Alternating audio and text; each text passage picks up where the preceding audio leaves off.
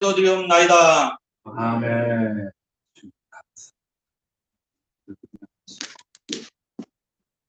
물론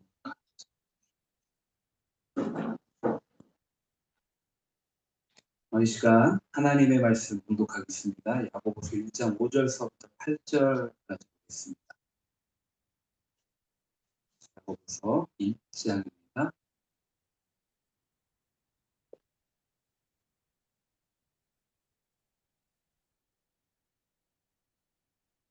야고보서 1장 5절서부터 8절 다 찾으셨으면 우리가 한 목소리로 동일하게 공독해 드리겠습니다.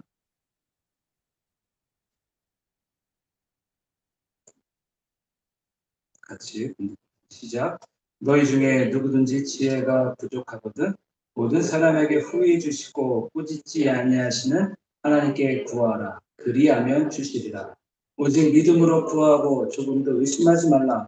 의심하는 자는 마치 바람에 밀려 요동하는 바다 물결 같으니 이런 사람은 무엇이든지 주께 얻기를 생각하지 말라. 또 마음을 품어 모든 일에 정함이 없는 자로다. 아멘. 아멘. 잠시 교회 소식 말씀드리겠습니다. 12월 둘째 주일도 우리가 온라인 예배로 대면 예배로 같이 드립니다. 코로나19로 인하여 거리두기가 2.5단계입니다. 그래서 지난주까지 전체 예배 좌석 20%를 드릴 수 있었는데 이제는 방송과 예배 진행 요원을 포함한 20명까지 예배를 드릴 수 있습니다. 많은 시간 교회에서 예배를 드리지 못하지만 그 아쉬움과 갈망을 집에서 가정에서 예배를 드릴 때 더 깊은 은혜의 시간이 되기를 바랍니다. 특별히 목요일날 이필재 집사님의 어머니이신 조병옥 성도님께서 12월 10일날 소천하셨습니다. 주님의 마음으로 이필재 집사님과 김정희 집사님 가정과 가문 가운데 하나님의 은혜가 마치 흘러넘칠 수 있도록 위로해 주시기를 바랍니다.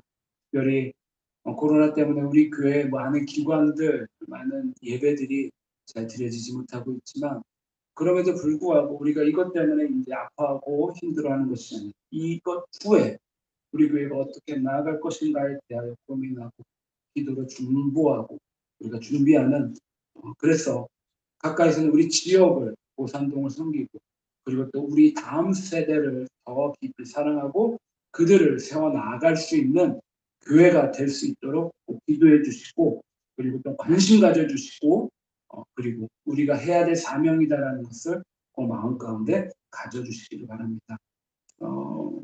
많은 어려움을 당하고 있는 선교사님들을 위해서도 관심과 기도 부탁드리겠습니다.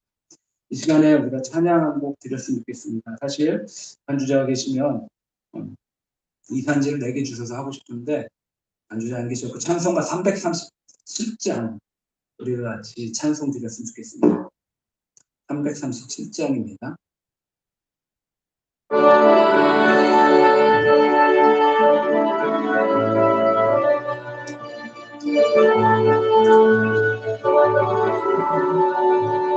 내 모든 시험 무거운 짐을 주 예수 앞에 아뢰이며 그 짐의 쌓인 날 돌아보사 내 근심 모두 만드시네 무거운 짐을 나 홀로 지고 너희가 못해 쓰러질 때 세상이 여겨 보내주 은혜의 주님 내 모든 괴로움 닥치는 환난 주 예수 앞에 아뢰이며 주께서 친히 날 구해주사 넓으신 사랑 베푸시네 아멘 무거운 짐 나 홀로 지고 견디다 못해 쓰러질 때 어려 보내주 은혜의 주님 오직 예수 내 짐이 점점 무거워질 때 주 예수 앞에 아뢰이며 주께서 친히 날 구해주사 내 대신 짐을 져주시네 무거운 짐을 아울러 지고 견디다 못해 쓰러질 때 작은 걱정 너의 주 은혜의 주님 오직 예수 마음에 싣고 무서운 죄를 주 예수 앞에 아뢰이며 예수는 나의 능력이 되사 세상을 이길 힘 주시네 주님 무거운 죄를 나 홀로 지고 견디다 못해 쓰러질 때 삶이 어려 구원의 주 은혜의 주님 오직 예수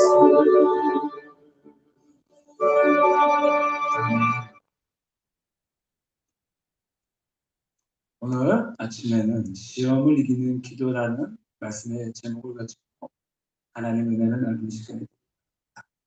우리 성도님들 앞뒤로 한번 얼굴 한번 보시겠어요? 성도님께 오셨는지 눈으로라도 인사해 주시기 바랍니다.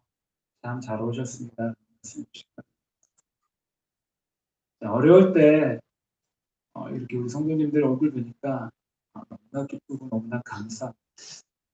코로나가 많이 어렵긴 하지만 그럼에도 불구하고 이 어려움은 우리가 다른 무엇보다도 오늘 말씀의 제목 기도로 돌파하는 우리 성도님들 우리 교회가 되었으면 좋겠습니다. 사랑하는 성도님들 혹시 사막이나 광야 이런 여행을 가보신 적이 있으신가요? 여행을 가보지 못하셨다 할지라도 우리가 텔레비전이나 이런 매체를 통하여 사막이나 광야를 이렇게 좀 많이 살펴볼 수 있는 시간들이 있었을 텐데 그런 광야나 사막을 여행할 때 꼭 필요한 동물이 있습니다. 어떤 동물일까요? 잘 아실 것입니다. 그것은 바로 낙타이죠. 낙타는 다른 짐승보다도 특별하게 몇 가지 특징들이 있지요. 유난히 긴 눈썹을 가지고 있어서 그 사막의 모래바람을 아주 잘 견딜 수 있게 해줍니다. 또 낙타는 정말로 불편해 보이긴 하는데요. 등에 커다란 혹들이 있습니다. 혹이 하나 있는 낙타도 있고 혹이 2개 있는 낙타도 있습니다. 그 혹의 용도는 뭘까요? 그 혹은 바로 물 없는 사막을 건너갈 때 갈증과 영양분을 위하여 지방을 그 혹에 저장해 놓습니다. 그리고 정말로 오늘 제가 강조하고 싶은 것 하나의 특징이 더 있습니다. 그것은 바로 낙타의 무릎입니다. 낙타의 무릎. 낙타는 짐을 실을 때 그 키가 참 큽니다. 근데 훈련이 아주 잘 된 낙타들은요, 그 주인의 말을 잘 들어요. 그래서 그 낙타를 그 주인이 이제 순종함으로 끌고 와서 짐을 실을 때 낙타는 그 주인 앞에 가장 먼저 뭐를 하느냐? 무릎을 꿇습니다. 낙타가 무거운 짐을 싣고 사막을 건너갈 때 무서운 모래폭풍을 만나게 됩니다. 그러면 어떻게 할까요? 그냥 거기서 그냥 서 있을까요? 아니면 그냥 확 주저앉을까요? 낙타는요, 무릎을 꿇고 그 힘들고 어려운 그 모래폭풍이 다 지나갈 때까지 기다리고 또 기다립니다. 무릎을 꿇고 기다리고 있는 목적지에 도착하면 또다시 주인 앞에 무릎을 꿇습니다. 무릎을 꿇고 짐을 내리기 때까지 기다리고 또 기다립니다. 그래서 다른 어떠한 짐승보다도 낙타의 무릎에는 다른 어느 짐승보다도 굳은살이 아주 촘촘하게 잘 박혀 있습니다. 그리고 마침 오늘 성경에 나오는 인물 가운데 이런 낙타 무릎을 가진, 이런 별명을 가진 사람이 있어요. 바로 야고보서를 쓴 예수님의 동생이 야고보이지요. 제자 야고보입니다. 사도 야고보가 아니에요. 제자 야고보는 예수님이 십자가에 돌아가실 때까지만 해도 예수님이 하나님의 아들임을 믿지 못하다가 부활하신 예수님을 만나고 나서 예수님의 제자가 된 사람입니다. 사도 바울이 부활을 믿지 못하는 고린도 교회 성도들을 향해 보낸 편지에 이렇게 말씀하지요. 고린도전서 15장 7절에 다음에 야고보에게 나타나시고 그 다음에 모든 사도에게 나타나시고 라고 합니다. 그러니까 가장 먼저 예수님께서 동생 야고보 가운데 나타나셨다라고 합니다. 뿐만이 아닙니다. 또한 갈라디아서 2장 9절에 사도 바울이 야고보에 대하여, 제자 야고보입니다, 예수님의 동생 야고보에 대하여 이렇게 표현합니다. 기둥 같은 야고보, 기둥 같은 야고보. 이렇게 쓸 정도로 당시 제자 야고보, 예수님의 동생 야고보는 초대교회였던 예루살렘 교회의 정말로 든든한 기둥과 같은 그런 지도자였습니다. 어떻게 야고보는 이렇게 귀한 인물이 되었을까요? 예수님의 친동생이었기 때문에 그랬을까요? 예수님의 동생이었기 때문에, 가까운 사이였기 때문에, 인척이었기 때문에 예루살렘 교회의 커다란 지도자가, 기둥 같은 지도자가 되었을까요? 아닙니다. 절대로 그러지 않습니다. 오히려 예수님을 가장 가까운 육신적인 지근거리에 있었기 때문에 예수님이 그리스도이심을, 구원자, 그 메시아이심을 그 누구보다도 더욱더 믿기 어려웠을 것입니다. 왜요? 어렸을 때부터 형아 하면서 같이 쫓아다니고 장난치고 물장구 치고 했던 그런 사이였는데 어느 날 갑자기 예수님께서 메시아라고 하니까 믿을 수 있었을까요? 믿기 어려웠을 것입니다. 그런데 초대교회 사람들이 그에게 지어준 별명, 낙타, 무릎과 그리고 오늘 말씀 야고보서를 보면 이 사실을 아주 잘 알 수 있습니다. 어떻게 하면, 어떻게 했으면 이 야고보가 예루살렘의 그런 든든한 교회의 기둥이 되었을까? 그는 바로 기도의 사람이었어요. 기도의 사람. 야고보는 무릎이 낙타 무릎처럼 될 정도로 열심히 엎드려 기도했다라고 합니다. 저도 사실 새벽 기도회 때마다 이 낙타 무릎이라는 야고보 사도, 야고보 이 제자의 그 마음, 심정을 갖게 해달라고 이 앞에 앉아서 기도하고 있는데 정말로 그 누구보다도 열심히 엎드려서 기도했던 분이 바로 제자 야고보였습니다. 그래서 초대교회 사람들은 야고보를 낙타 무릎이다라고 불렀고 그리고 초대교회 귀한 기둥 지도자가 되었습니다. 이런 야고보가 쓴 야고보서, 당시에 스데반 집사님의 순교를 기점으로 엄청난 핍박을 피해 전 세계로 흩어진 그리스도의 디아스포라를 위해 쓴 편지. 방금 말씀드렸지만 야고보는요, 예루살렘 교회 목회자입니다. 지금으로 말하면 목사님이시지요.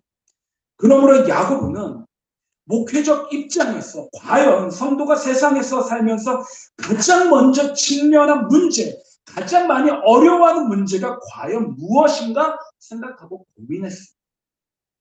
그리고 야고보가 파악한 첫 번째 문제가 바로 지난주에 말씀을 드렸던 성도가 세상 가운데 살아가면서 힘들고 어려운 고통과 고난의 시험이었어요. 시험. 광야와 같은 세상에서 다가오는 시험은 끝이 없습니다. 그런데 성도가 그 시험을 당했을 때 문제는 성도가 세상 사람들과 다르게 그 시험을 어떻게 감당하느냐가 커다란 화두였습니다.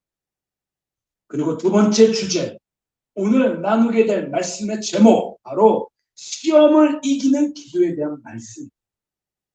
온 우주 만물을 창조하시고 나를 지으신 하나님 아버지를 믿는 것, 예수님을 주 예수 그리스도, 나의 메시아, 나의 구원자라고 고백하는 종의 삶, 하나님과 예수님을 알 수 있는 지혜와 계시의 영을 허락하시는 성령님, 그 모든 분들을 경험할 수 있는 능력은 바로 다름이 아닌 기도의 생활입니다.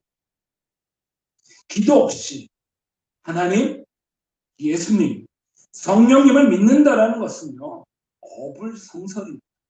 도무지 말이 되지 않는 그런 상황이죠. 그러기에 가장 근본적이고 신앙의 성장의 과정에서는 언제까지나 반드시 기도가 필요합니다.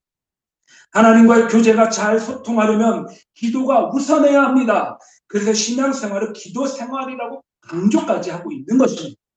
야고보는 그의 서신에서, 특별히 야고보서에서 기도에 대하여 정말로 많은 지면을 활용하고 있습니다. 그 자신이 낙타 무릎에 기도의 사람이었기 때문입니다. 그래서 기도에 대하여 아주 자세히 우리 가운데 가르쳐주고 있습니다. 야고보는 지난주 말씀에서 이렇게 말씀하셨어요. 시험을 만나거든 온전히 기쁘게 여겨라. 성도님들, 인생에서 시험을 만나면 기쁘게 여길 자신이 있으십니까?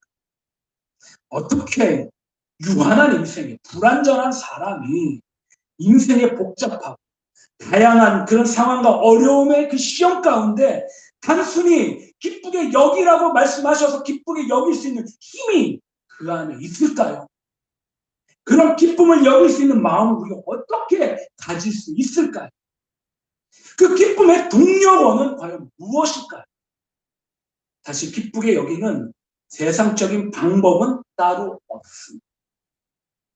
오직 주님 안에서 우리가 기도의 능력으로 돌파하는 수밖에 없습니다. 기도로 이겨내는 것입니다. 기도로 그 문제들을 풀어내는 것입니다.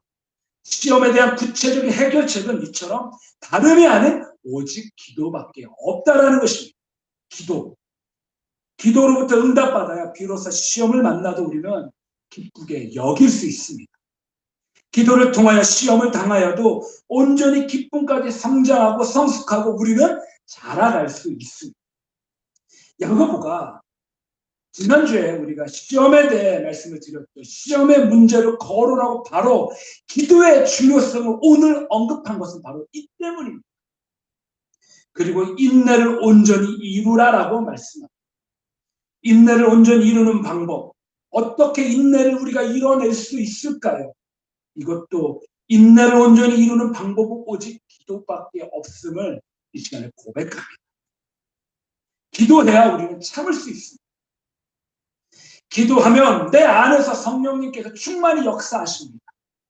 성령님이 충만히 우리 가운데 임하시면 하나님의 뜻을 깨닫고 그 뜻을 행할 수 있는 힘과 능력을 우리 가운데 부어주십니다. 그렇기에 인내를 우리는 온전히 이룰 수 있습니다. 인내의 힘은 오직 기도에서부터 시작이 됩니다.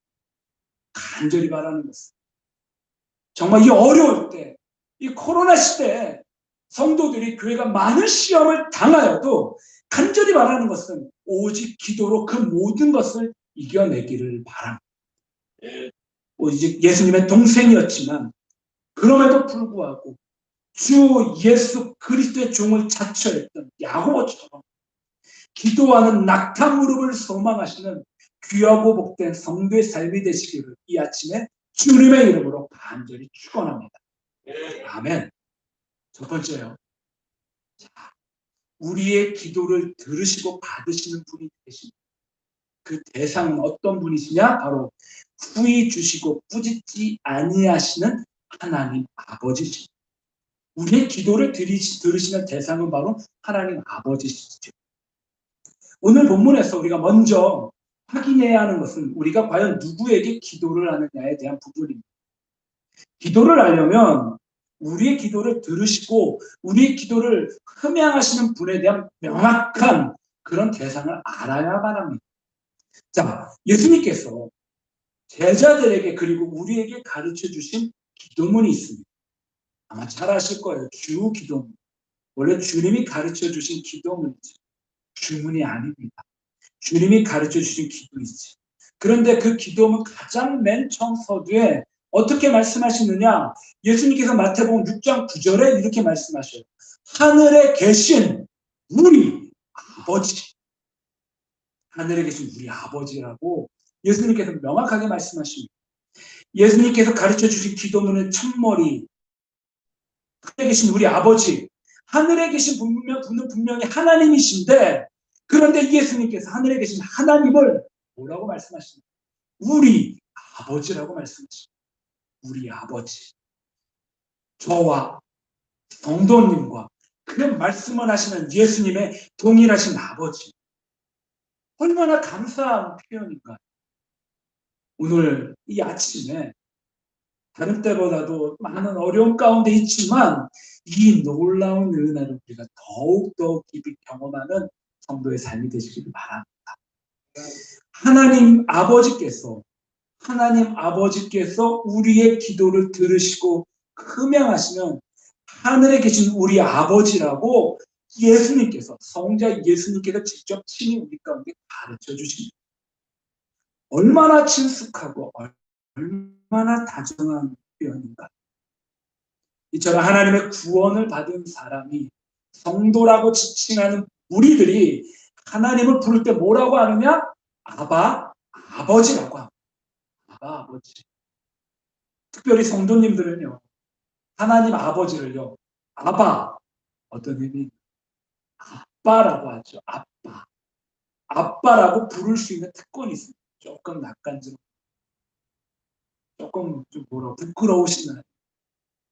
간절히 말하는 것은 그렇게 하나님 아버지가 우리 삶 가운데 더욱더 친숙하고 친밀하게 우리가 주님 앞에 나아가, 우리 마음이 더욱더 열려서 하나님 아버지를 더 많이 더 친숙하게 아빠 아버지라고 부를 수 있게 소망합니다. 이처럼 가장 가깝게 느껴지고 가장 정겨운 호칭은 단연코 아빠 아버지이십니다. 우리의 기도를 들으시는 분을 우리는 명확하게 알아야 우리의 기도를 들으시는 분을 향하여 기도의 자세가 나오고, 기도의 제목이 나오고, 기도의 내용이 자연스럽게 흘러나오게 됩니다. 그런데 오늘 본문에서 하나님은 어떤 분이십니까? 우리의 기도를 흠양하시는 아빠 아버지신데, 그런데 그 아빠 아버지가 어떤 분이시냐? 모든 사람에게 후히 주시고 꾸짖지 아니하시는 분이시다라고 말씀합니다. 누구든지 기도하면요, 후히 주시는 하나님이십니다. 넘치도록 주시고 싶어 하시는 아빠, 아버지이십니다. 우리가 우리의 자녀들에게, 제가 저희 아이들에게, 우리 성도님들의 자녀들에게 가지고 있는 모든 것을 단 하나라도 빠짐없이 마음껏 주시고 싶어 하시는 그 마음처럼 우리 하나님 아버지의 마음이십니다. 마태복음 7장 9절부터 11절에 예수님께서 비유로 직접 말씀하셨어요. 너희 중에 누가 아들이 떡을 달라 하는데 돌을 주냐? 생선을 달라 하는데 뱀을 줄 사람이 있겠느냐? 너희가 악한 자라도 좋은 것으로 자식에게 줄 줄 알거든 하물며 하늘에 계신 너희 아버지께서 구하는 자에게 좋은 것을 주시지 않겠느냐? 하늘에 계신 우리 아버지는 절대로 인색한 분이 아니십니다. 다만 우리가 받아서 감당을 못하게 주시지 않으시는 것뿐입니다. 분명 못 받는 우리보다 주시고 싶어 하시는데 주지 못하시는 하나님이 더욱더 안타까우실 것입니다. 사도 바울은요, 분명히 말씀하십니다. 빌립보서 4장 6절부터 7절에 아무것도 염려하지 말고 모든 일을 기도와 간구로 너희 구할 것을 감사함으로 하나님께 아뢰라. 그리하면 모든 지혜가 뛰어난 하나님의 평강이 그리스도 예수 안에서 너희 마음과 생각을 지키시리. 기도하면, 간구하면, 감사함으로 아뢰면 하나님께서 우리 삶 가운데 놀랍게 넘치도록 주신다라고 말씀하십니다. 뿐만 아니라요, 넘치도록 주시는데 뿐만이 아니라 어떤 하나님이요? 꾸짖지 아니하시는 하나님이십니다. 혼내지 않으신다라고 말씀합니다. 우리에게 다소 잘못이 있더라도 하나님 앞에 나아가면 하나님은 너그럽게 용서해 주십니다. 우리가 아무리 이 땅 가운데 철저히 산다 할지라도 우리는 하나님 앞에 실수할 수밖에 없는 것이 불완전한 인생입니다. 우리는 하나님 앞에 늘 부끄러울 때가 참 많이 있죠. 늘 똑같은 죄를 가지고 하나님 앞에 회개한다고 아뢰. 그렇게 잘한다라고 자부하지만 내 삶을 돌아보면 항상 날마다 실수하고 또 잘못하고 그뿐만 아니라 아주 고집부통입니다. 하나님을 믿고 섬긴다고 하면서도 그 누구보다도 완고한 것이 저의 모습입니다. 아무것도 아닌 것 대신 성령님을 슬프게 할 때가 한두 번이 아닙니다. 그렇게 하나님의 사랑을 받았음에도 여전히 나 하나만을, 내 자신만을 사랑하는 것이 우리 인생들입니다. 그럼에도 불구하고 주님은 말씀하시죠. 꾸짖지 아니하시고 돌이키긴 기다리시는 하나님이시다. 이처럼 하나님은요, 우리를 불꽃 같은 눈으로 바라보시고 우리의 중심, 우리의 생각, 우리의 감정, 우리의 마음을 아시는 하나님이십니다. 우리를 불쌍히 여기시고 긍휼히 여기시는 아버지시죠. 시편 103편 13절에 아버지가 자식을 긍휼히 여김 같이 여호와께서 자기를 경외하는 자를 긍휼히 여기시나니. 아버지가 어린 아들의 잘못을 너그럽게 용서하는 것처럼 하나님은 부족하고 연약한 우리들을 꾸짖지 아니하십니다. 심지어는요, 우리의 허물과 죄까지도 꾸짖지 않으십니다. 우리 하나님 너무나 좋으신 아버지십니다. 그리고 그분이 우리의 기도를 들으시고 흠양하시고 응답하시는 하나님이십니다. 5절 후반부에 이렇게 말씀하시죠. 하나님께 구하라. 그리하면 주시리. 성경은요, 말씀은 요즘처럼 어려울 때 기도하라라고 우리 성도님들 꼭 기도하시길 바랍니다. 그렇다고 해서 시간을 내서 골방 가운데 기도하시는 것도 좋고 교회에 나오셔서 기도하는 것도 좋지만 삶의 터전에서 짧게 하나님을 바라보면서도 기도해 주시길 바랍니다. 무언가 생각이 났을 때, 주님께서 감동하실 때, 교회를, 나라와 민족을, 다음 세대가 마음 가운데 주님께서 감동하실 때 그때마다 짧게 나라도 반드시 기도하시고, 일을 하실 때, 식사를 하실 때, 운동을 하실 때, 텔레비전을 보실 때 주님 감동하시면 그 짧은 시간 안에서는 꼭 주님 앞에 기도하시고. 왜요? 시편 50편 15절에 환난 날에 나를 부르라. 내가 너를 건지리니 내가 나를 영화롭게. 반드시 우리 기도로 말미암아 이 어려움이 올라갈 줄 믿습니다. 우리가 지금은 기도할 때입니다. 사무엘이 말한 것처럼 기도하지 않는 것이 죄를 짓는 것입니다. 기도하지 않으면 우리는 결단코 하나님의 은혜를 이 땅 가운데 누릴 수가 없습니다. 아무리 좋으신 하나님이시더라도 우리가 구하지 않는데 어떻게 응답하시고 은혜를 부어주실 수 있습니까? 기도해야 하나님과 동행할 수 있습니다.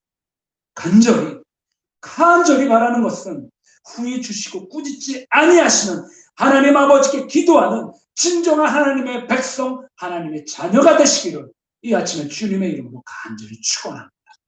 아멘. 우리의 기도를 들으시는 분은요, 하나님 아버지십니다. 그런데요, 그렇게 우리의 가운데 후히 주시고 꾸짖지 아니하시는 하나님 앞에 우리는 무엇을 구합니까? 우리는 가장 먼저 하나님의 지혜를 구해야만 합니다. 하나님의 지혜. 5절에 너희 중에 누구든지 지혜가 부족하거든 모든 사람에게 후히 주시고 꾸짖지 아니하는 하나님께 그리하여 주시오. 야고보는요, 앞달라 우리가 지난주에 설교에서 성도가 당하는 시험에 대하여 말씀을 드렸습니다. 시험의 이유가 무엇인가? 시험의 이유는요, 성도가 당하는 시험의 이유는 인내로 온전케 하기 위함입니다. 그러니까 인내를 통하여 우리가 하나님 앞에 성장하고 성숙하는 그런 과정인데 온전해지는 것이 완전히 아닙니다. 완전한 하나님 아버지 한 분뿐이죠. 자라가는데 그렇게 자라가기 위해서는 우리 가운데 무엇이 필요하냐? 바로 하나님의 지혜가 필요하다라는 것입니다. 이는 지혜가 시험을 당하는 성도의 삶 가운데 온전하고 구비하여 조금도 부족함이 없게 하는 능력이다라고 느꼈습니다. 제가 한 번 더 공독하면 너무 중요합니다. 온전하고 구비하여 조금 더 부족함에 없게 하는 능력이 바로 지혜입니다. 이처럼 누구나 지혜로운 사람이 되고 싶어요. 저도 마찬가지. 정말 그 누구보다도 지혜로운 사람이 되기를 원합니다. 그래서 지식이 많으면 지혜로울 거라는 생각에 많은 지식과 이런 것들을, 세상적인 것, 교훈들을 쌓아가는 사람들도 있습니다. 물론 그런 지식들이 우리의 삶을 분명히 윤택하게 하고 편하게 해줄 뿐만이 아니라 많은 지식으로 우리 삶을, 성도의 삶을 서로 윤택하게 하고 서로 도와주고 섬겨주는. 하지만 그럼에도 불구하고 참된 지혜는 세상으로부터 나오는 것이 아닙니다. 지혜는 세상에서 배울 수 있는 학문이 아닙니다. 세상에서 말하는 지혜와 주님 안에서 말하는 지혜는 완전히 그 질이 다릅니다. 지혜는요, 그 지혜의 근원은 오직 하나님으로부터 흘러나옵니다. 그러기에 지혜는 하나님의 영역이며, 놀랍게도 그 지혜를 어떻게 하라고요? 지혜를 구하면 얻을 수 있다라고 오늘 말씀 가운데 말씀하고 계십니다. 이처럼 지혜는, 그 지혜의 그 의미는 하나님과 하나님의 뜻을 아는 것입니다. 삶의 실제적인 문제들에 대하여 하나님 중심적인, 세상 중심적인 것이 아닙니다. 세상적인 교훈으로 풀어내는 것이 아닙니다. 성도의 삶 가운데 삶의 실제적인 문제들에 대하여 하나님 중심적인 분별력을 이야기하고 그것을 바라볼 수 있는 통찰력을 의미합니다. 실제적인 삶에 잘 적용시키는 방법입니다. 하나님의 관점에서 하나님의 시선과 하나님의 시각으로 세상을 볼 수 있는 능력을 말합니다.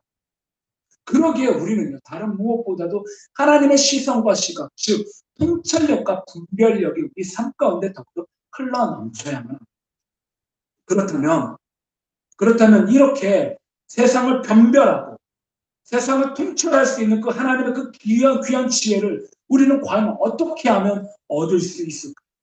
가장 먼저는요, 오늘 말씀 가운데 나의 연약함을 우리가 알아야만 합니다. 나의 연약함, 나의 부족함을 먼저 인정해야만 합니다. 5절 초반에 뭐라고 말씀하시죠? 너희 중에 누구든지 지혜가 부족하고. 먼저는 우리가 지혜가 없는 것을 인식하거나 인정해야 합니다. 그런데 내가 지혜가 없는 것을 인식하거나 인정하지 못하는 사람은요, 정말 죄송하지만 지혜가 없는 불쌍한 사람입니다. 어쩌면 내 생각이, 내 마음이, 내 자아가 강하면 강할수록 사실 그 사람에게 다른 무엇보다도 하나님의 지혜가 가장 먼저 필요합니다. 스스로 돌아볼 줄 아는 사람이 이런 하나님의 지혜를 얻습니다. 부족함을 깨달아야 합니다.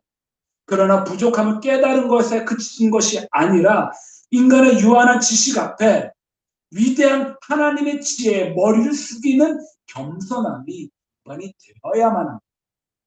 사랑하는 성도님들, 혹시 우리에게 세상의 지식과 교훈과 학문이 없다고 한탄하거나 속상해 해보신 적이 있으시나요? 저도 그런 적이 있었어요. 하지만 그렇다면 오늘 주님 앞에 감사히 여기시기를 바랍니다. 왜 그럴까요?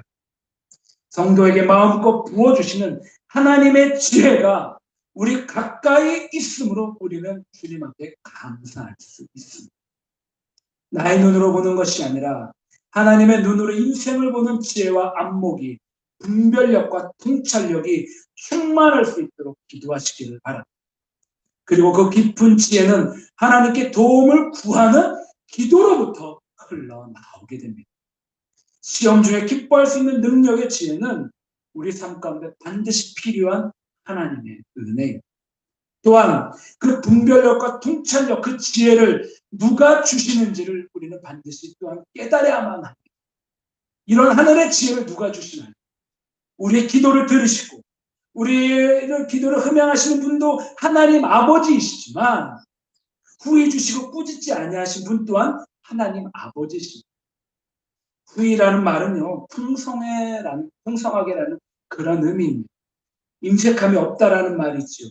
지혜로 풍성하신 하나님, 언제나 지혜의 근본이신 하나님께서 우리에게 풍성히 부어주신다라고 말씀하십니다. 주실 뿐만 아니라 꾸짖지 아니하십니다. 사실 우리는 죄인이기 때문에 누구든지 하나님 아버지 앞에 나아갈 때 두려움을 가질 수밖에 없습니다. 어쩌면 지난번 기도에 구한 것을 지금 기도 가운데 또 구한다는 그런 죄책감 가운데 우리는 부끄러워할 수도 있습니다. 똑같이 반복되는 죄를 이길 지혜를 거듭 구하는 것은 어쩌면 하나님 보시기에 염치 없는 행동인 것처럼 보여질 때도 있습니다. 그러나 사랑하는 성도님, 하나님 우리의 영적인 아버지시죠. 자녀는 아버지 앞에 당당히 구할 수 있는 특권이 있습니다. 또한 하나님도 우리 가운데 주시는 것을 좋아하십니다. 구이 되어 누르고 흔들어 주시기를 원하십니다. 구하면 구할수록 더욱더 기뻐하시며 우리 가운데 더욱더 풍성히 주시기를 원하십니다. 사랑하는 성도님, 우리가 세상적인 역량, 세상적인 지식이 아닌 하나님의 지혜로, 하나님의 눈으로, 마음으로, 손과 발로 시련을 바라볼 때 비로소 나를 향한 테스트임을 우리는 비로소 알게 될 수 있습니다. 또한 내가 당하는 시련이 용광로가 되어서 더욱 정결한 인생, 더욱더 순수하고 거룩한 인생, 더욱더 성숙한 인생으로 정제되어 나간다는 사실을 우리는 경험하게 됩니다. 간절히 바라는 것은 우리의 연약함을 깨닫고 하나님의 말씀을 더욱더 알고 지혜의 얻기를 사모하여 후히 주시고 꾸짖지 아니하신 하나님 아버지 앞에 다른 무엇보다도 시험을 이기는 지혜를 구하셔서 우리 인생의 시험에 담대히 이겨내 나아가시기를 주님의 이름으로 간절히 축원합니다. 아멘. 자, 그러면 우리가 이런 주님의 지혜를 구할 때, 시련을 이기는 지혜를 구할 때 어떤 마음으로 구해야 되나? 다른 무엇보다도 우리는 믿음으로 구해야만 합니다. 세 번째, 지혜를 구할 때 우리 믿음으로 구하시기를 바랍니다. 6절에 보니까는요, 오직 믿음으로 구하고 조금 더 의심하지 말라. 믿음으로 구하라고 우리 가운데 명령합니다. 조금 더 의심하지 말라고 명령합니다. 의심하다라는 말은요, 헬라어로 디아크리노라고 합니다. 디아크리노. 이 말씀이 이 단어가 두 가지 의미로 복합이 된 그런 헬라어인데, 디아라는 말은 철저히라는 뜻입니다. 크리노라는 비판하라는 의미죠. 그러니까 디아크리노는 헤아리고 재어본다라는 것이죠. 이것죠. 요리조리 헤아리고 재어보는 것이죠. 이것은 바로 곧 의심하는 마음이 과연 될까? 과연 내가 올리는 기도가 하나님께서 흠양하시고 이 땅 가운데 그것이 바로 이루어질까? 하지만 우리 사랑하는 성도의 삶 가운데에서 우리가 믿음으로 구할 때 조금 더 의심하지 않기를 바랍니다. 빌립보서 4장 13절에 내게 능력 주시는 자 안에서 내가 모든 것을 할 수 있느니라. 할렐루야. 네. 마가복음 9장 23절 할 수 있거든. 이 무슨 말이냐? 믿는 자에게 능치하지 못할 일이 없느니라. 아멘. 우리는 하지 못하지만 우리 하나님은요, 우리 아바 아버지는 능히 하실 수 있습니다. 그러므로 우리는 염려하지 않고 하나님께 모든 것을 맡기고 그리고 우리가 할 것은 다만 믿음으로 기도하는 것뿐입니다. 이 믿음이다라는 말은 전능하신 하나님의 그 약속의 말씀을 의지하는, 변치 않는 그런 마음입니다. 하나님의 약속의 말씀이 성취되기를 간절히 바라는 것이 바로 믿음입니다. 내가 나의 의지, 나의 생각, 내가 세상 가운데 가지고 세상 가운데 의지하는 것을 바라보고 하는 기도가 아니라 하늘을 바라보고 세상을 창조하시고 역사하시는 하나님의 그 말씀을 의지하고 그 우리 가운데 주시는 그 많은 언약의 말씀들을 의지하고 기도하는 것입니다. 그리고 그렇게 살았던 사람이 바로 믿음의 조상 아브라함입니다. 아브라함이 75세일 때 하나님께서 아들을 주시겠다라고 약속하셨습니다. 그런데 90세가 되어서도 그 약속이 이루어지지 않습니다. 그럼에도 불구하고 아브라함은요, 100세에 아들을 주신다는 약속의 말씀을 의심하지 않고 더욱더 견고한 믿음을 갖게 되었습니다. 로마서 4장 19절부터 22절에 사도 바울이 믿음의 조상 아브라함의 믿음에 대해 이렇게 말했습니다. 그가 100세나 되어 자기 몸이 죽은 것 같고 사라의 태가 죽은 것 같음을 알고도 믿음이 약하여지지 않았고 믿음이 없어 하나님의 약속을 의심하지 않고 믿음으로 견고해져서 하나님께 영광을 돌리며 약속하신 그것, 하나님의 말씀이지요. 그것을 또한 능히 이루실 줄을 확신하였으니 그러므로 그것이 그에게 의로 여겨졌는데, 지금 제가 네 절의 구절을 읽었음에도 그 안에 믿음이라는 단어가 무려 3번이나 등장합니다. 근데 여기서 아브라함의 믿음을 아주 긍정적으로 표현하지. 사랑하는 성도님, 우리가 주님 앞에 기도할 때, 주님 앞에 나아갈 때 다른 무엇보다도 믿음으로 간구하시기를 바랍니다. 나의 연약함을 다른 무엇보다도 뼈저리게 깨닫고 갈급한 마음으로 간구하시기를 바랍니다.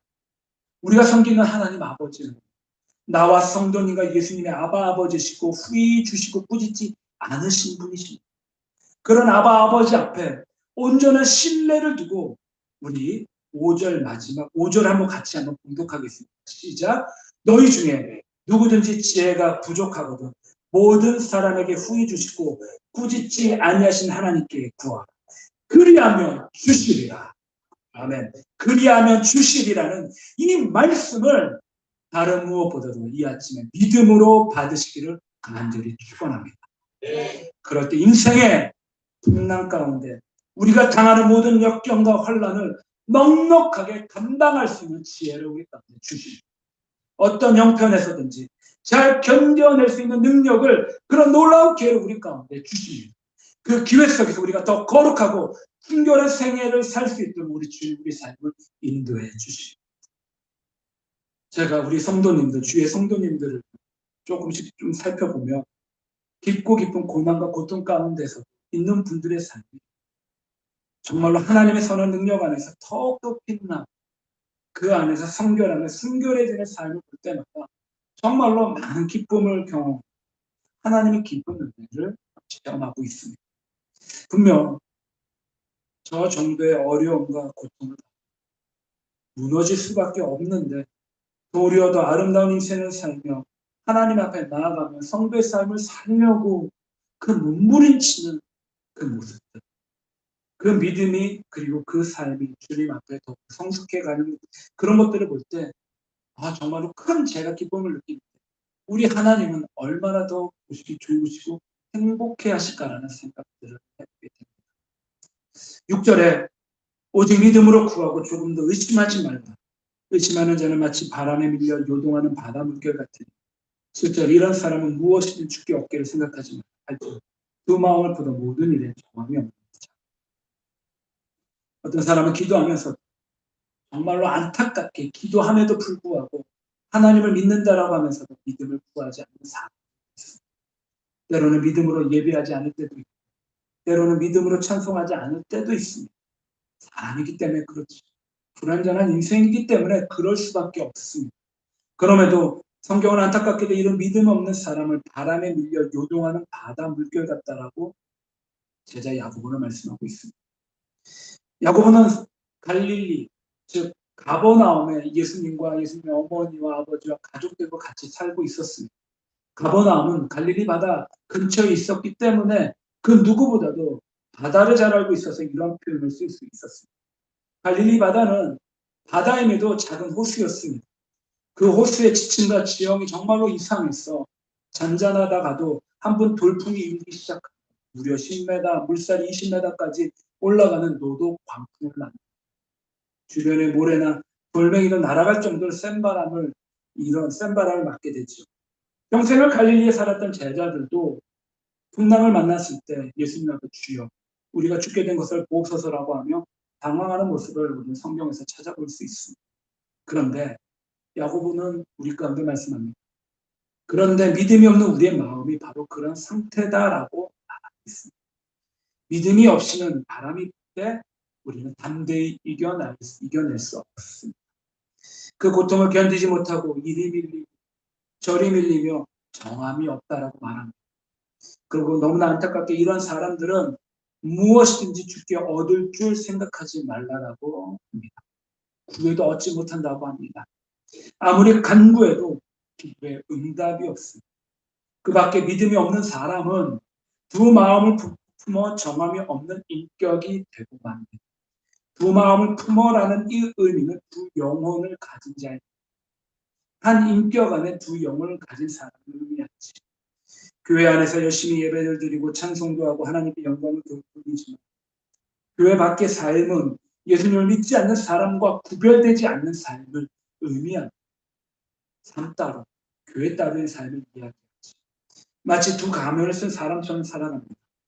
지킬 박사와 하이드처럼 어떤 조건 하에서는 세상 사람이 되고 어떤 조건 하에서는 선한 사람이 되고, 하지만 우리가 환난 때 나는 무엇보다도 하나님 아버지, 아빠 아버지의 도움을 바라며 주님, 이 시험을 극복할 수 있는 지혜를 주시옵소서 믿음으로 간구할 때 하나님께서 그 문제를 해결해 나아갈 수 있는 근본적인 지혜를 주시옵소서.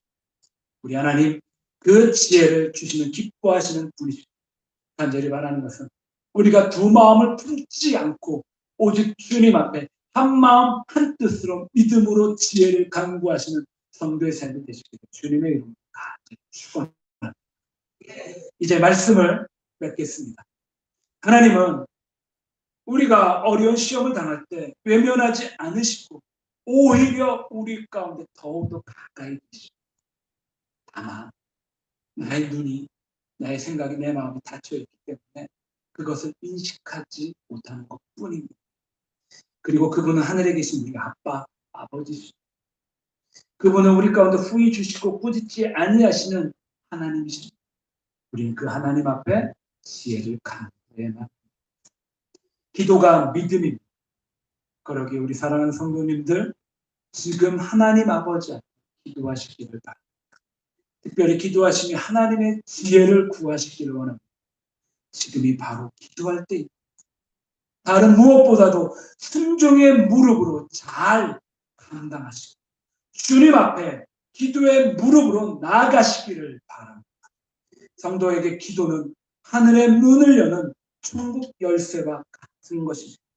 간절히 바라는 것은, 간절히 바라는 것은 오늘 내게 주어진 역경과 시험 속에서 감추어진 아버지의 마음을 알게 하시고 하나님의 뜻대로 해달라고 기도하시길 바랍니다. 오직 믿음으로 의심하지 말고 구하시며 그때 하나님께서 온전하고 그리고 구비하여 조금도 부족함이 없게 만들어 주신 그런 능력을 우리 가운데 부어 주실 것입니다. 간절히 바랍니다.